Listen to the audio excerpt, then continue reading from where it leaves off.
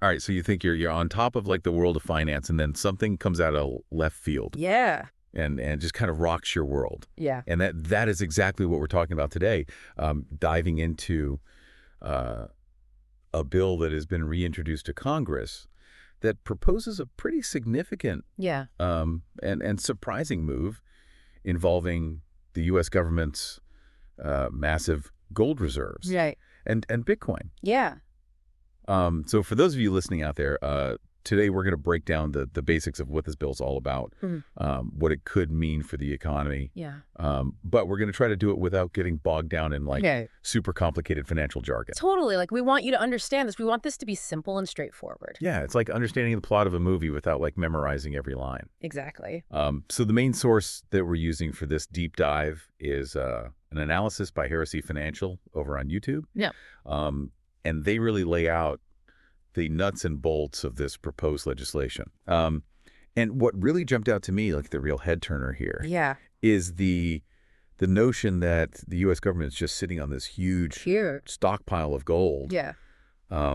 That's still officially valued at this ridiculously low, like historically outdated price. Yeah. It's crazy. And this bill wants to change that and potentially use the dramatically increased value Right. to fund this major investment in Bitcoin. Yeah. This is a fascinating idea. I think we should dive right into the goal of the bill Absolutely. and what they're trying to achieve here. Yeah. So first and foremost, the bill, it clearly states that its goal is to establish a strategic Bitcoin reserve for the United States. Okay. Now, if you recall, a similar move was attempted through an executive order Right. previously. So the fact that this is now being proposed as a bill going through Congress Right. signals to me that they want to make this Bitcoin reserve a more permanent part of U.S. financial strategy. You know, Sure. congressional approval carries significantly more weight than an executive order. Yeah, it's making it law as opposed to just like an Right. order. Exactly, and it can't just be undone by the next president. Right, exactly. So that's a key distinction with Yeah. this bill. So it's about cementing like that U.S. government involvement Right. long term Long term with Bitcoin. with the Bitcoin. And I think the other crucial aspect of this bill, as highlighted by Heresy Financial, is that they're trying to navigate around the budget-neutral constraint Right. that limited the scope of the earlier executive action. Mhm. So essentially, they're looking for a way to acquire a substantial quantity of Bitcoin without it directly impacting taxpayer funds, Right. you know, in the conventional sense of like raising taxes or increasing debt. Okay.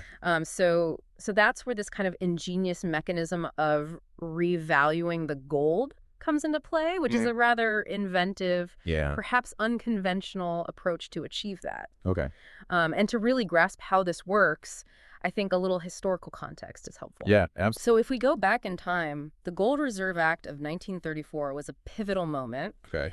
It mandated that all gold held within the Federal Reserve System Correct. be transferred to the ownership of the U.S. Department of the Treasury. Right. In return, the Treasury issued what are called gold certificates Okay. back to the Federal Reserve Banks, initially pegging the value of gold at $20.67 per ounce. Okay. A figure that was subsequently adjusted to $35 and then finally settled at $42.22 an ounce. Okay. And that's kind of where it stayed. Yeah. So fast forward to today. We're recording this in March of 2025. Right. The market price of gold is hovering well above $3,000 an ounce. Right. Yet on the government's official records, Yeah. that same gold is still largely sitting there at that $42.22 valuation. It's wild. It's like having a mansion and it's valued as a garden shed. It's crazy. Yeah. And this proposed bill outlines a procedure to kind of address this discrepancy. Right. So the Federal Reserve Banks would essentially return these old gold certificates, representing gold at that original low price, Right. back to the Treasury Right. in exchange. Right. The Treasury would issue new certificates Okay. that reflect the current market value of gold, so that $3,000 press per ounce figure. Okay. So the Fed gives back these old low value certificates that get new ones that acknowledge the much higher Right. current market value. Exactly. But there's this massive difference in value. Yeah. How does that get reconciled? Yeah. So this is the really interesting part. Okay. The bill stipulates that upon receiving these new higher value certificates, the Federal Reserve Banks would be required to pay the Treasury the difference in cash value Oh, wow. between the old valuation and the new market valuation. Okay. So for every ounce of gold They would essentially be providing the Treasury with the monetary equivalent of Yeah. the increase in its paper value. Okay. So essentially, they're going to print the money. Right. But here's why this is considered balance sheet neutral for the Federal Reserve. Huh? They are providing this newly created cash Right. to the Treasury. Okay. But in return, Yeah. they're holding an asset, that new gold certificate that reflects the now acknowledged Right. much higher market value of the gold. Right. So their overall asset and liability picture remains balanced on paper. Okay. It's like swapping one IOU for another that reflects a more accurate underlying value. Okay, so like their books are balanced. Exactly. They're just printing money to do it. Well, they're creating the money, yeah. Right. Okay. And then for the Treasury, Yeah. this is considered budget neutral Yep. because they aren't directly increasing taxes Right. or issuing new debt to obtain this cash. Exactly. It's almost like Okay. they're unlocking a dormant asset Right. without the usual budgetary implications. I see. Okay. And Heresy Financial makes a really good comparison here. Okay. They say it's very similar to the idea of a $1 trillion platinum coin. Okay. You know, the government has the legal authority to assign value to certain assets. Right. In this instance, instead of a coin, it's a reassessment Right. of the value of their existing gold reserves, Right. which then facilitates this creation of money. I see. It's a declaration value that leads to an increase in the money supply. Okay. So we're looking at this potentially massive influx of cash Yeah. for the Treasury generated by this revaluation of gold. Right. Fed's creating the difference, essentially. Yeah. The really big question is what's the intended use for this money? Yeah, so the bill is very clear on this. The funds are specifically earmarked for the purchase of Bitcoin Okay. and the establishment of that strategic Bitcoin reserve. Okay. To give you a sense of scale, the U.S. currently holds approximately 8,000 tons of gold, Wow. which the video mentions represents roughly 3 to 5% of all the gold that has ever been mined. Wow, it's crazy. The stated goal in the bill is to acquire 1 million Bitcoins over a 5-year period. Okay. This would also represent a similar proportion, around 5%, or 1/21st of the total future supply of Bitcoin. That is a huge Yeah. amount of Bitcoin. It's a lot of Bitcoin. So with the figure of $768 billion being cited in the video, Yeah. which is based on, taking the U.S. gold holdings, multiplying it by that current market price, Right. how much could they theoretically allocate per Bitcoin to reach that 1 million target? So the math works out to approximately $768,000 per Bitcoin. Wow. Now, as the video rightly points out, the current market price of Bitcoin is considerably lower than that. Right. However, the expectation of such a substantial and sustained buying pressure Right. from the U.S. government could certainly have a considerable impact on the price. Yeah, I mean, just imagine like if Oh, yeah. any entity was coming in and just buying up Right. that much Bitcoin, obviously the price is gonna. We'd have to go. It's almost like the U.S. government is holding this enormous underappreciated treasure chest, Right. and they're considering unlocking its present day worth to invest in this relatively new and rapidly expanding digital asset. I love that analogy. Yeah, it's a very striking way to think about it. It is, and it's also interesting to consider the connection to recent projections, such as those from Larry Fink, Right. the CEO of BlackRock, Yeah. who has suggested that Bitcoin could potentially reach $700,000. Right.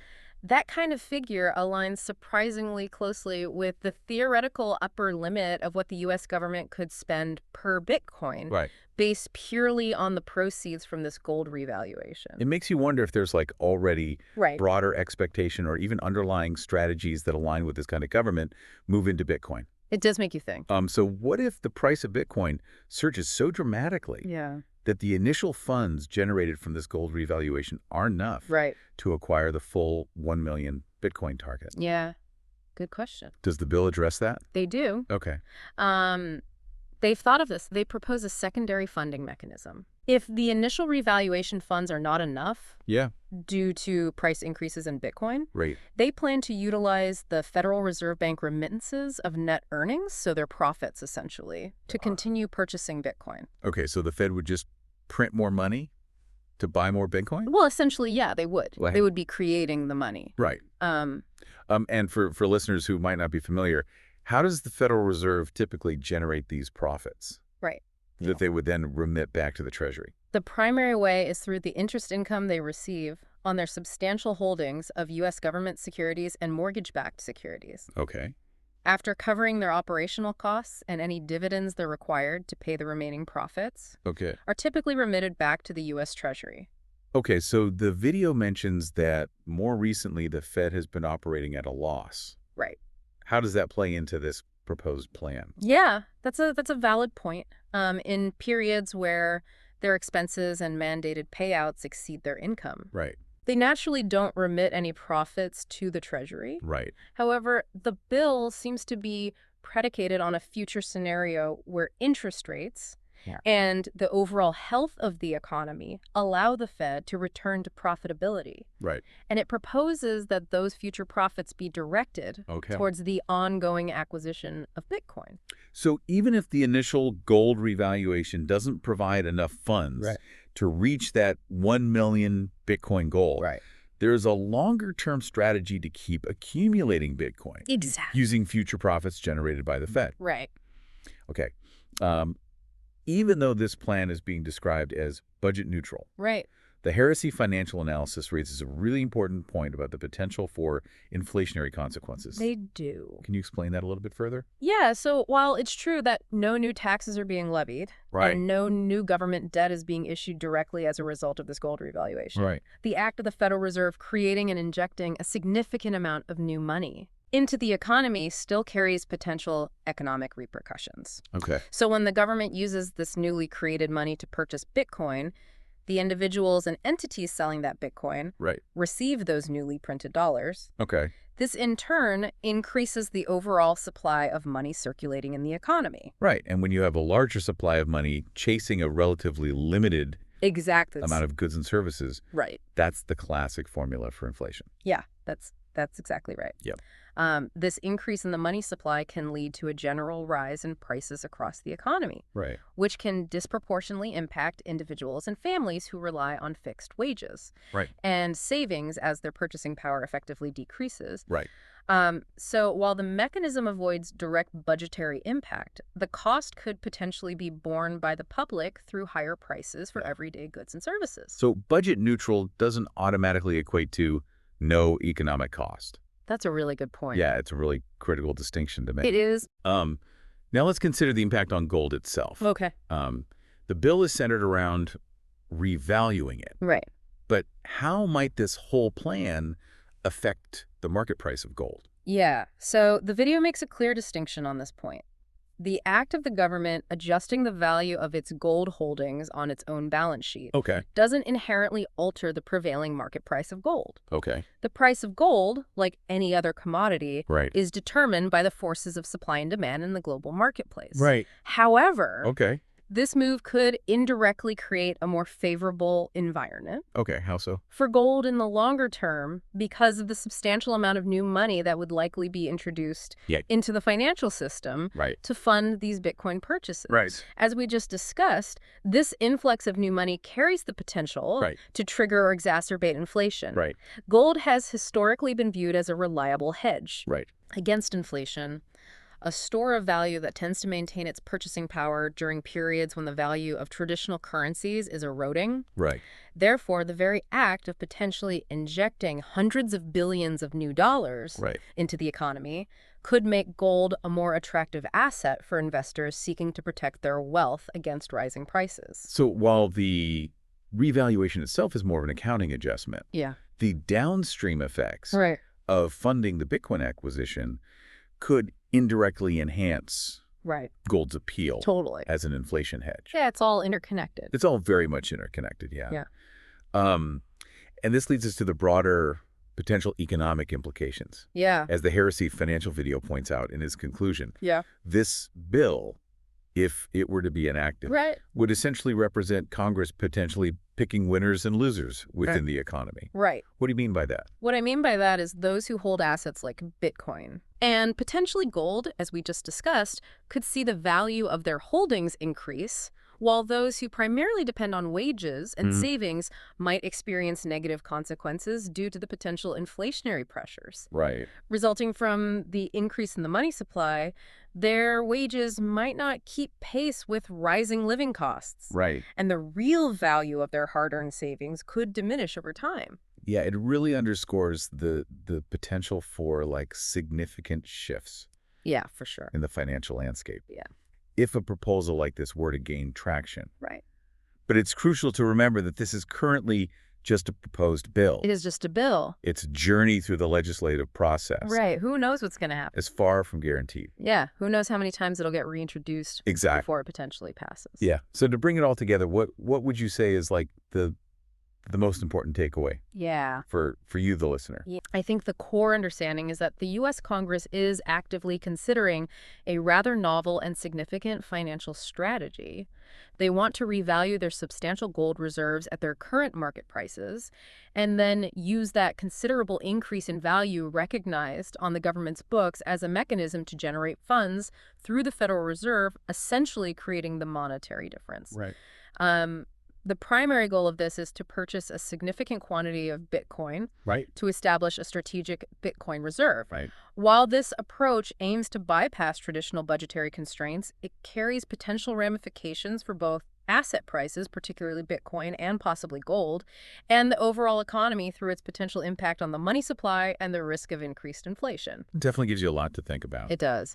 Considering the potential for such significant and unconventional shifts in monetary policy, it really makes you wonder what other unexpected financial strategies governments might explore in the future, and more importantly, how those could ultimately impact your own financial well-being. Totally agree. Yeah, definitely something worth pondering. For sure. And if you want to continue exploring these kinds of in-depth topics with us, be sure to follow, like, and share this deep dive. Absolutely. You can also keep up with more of our content by following What Bitcoin Taught Me on Twitter, X, Nosterbluesky Threads, Instagram, Facebook, and LinkedIn.